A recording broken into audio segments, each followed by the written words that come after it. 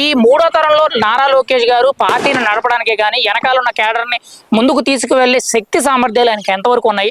రాబోయే రోజుల్లో ఆయన ముఖ్యమంత్రి అవుతాడా లేదా? మీ అభిప్రాయం ఏంటి? ఆ క్యాపబిలిటీ ఆయనకుందా?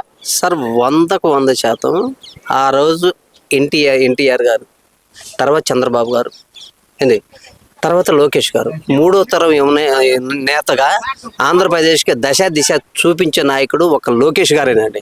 ఎందుకు చెబుతున్నా అంటే ఆనాడు ఎన్టీఆర్ గారు ఎంత పట్టుదలతో గెలిచారో అదే అదే ఆయన కూతురు యొక్క బ్లడ్ అండి.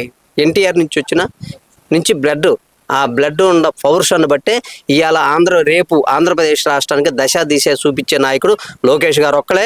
ఖచ్చితంగా భవిష్యత్తులో ముఖ్యమంత్రిగా మా యువ నాయకుడు లోకేష్ గారిని చూడటం జరుగుతుంది. ముఖ్యమంత్రి అభ్యర్థిగా కూడా మంగళగిరి నియోజకవర్గం నుంచే గెలిచే ముఖ్యమంత్రిగా ఖచ్చితంగా అవుతాడండి.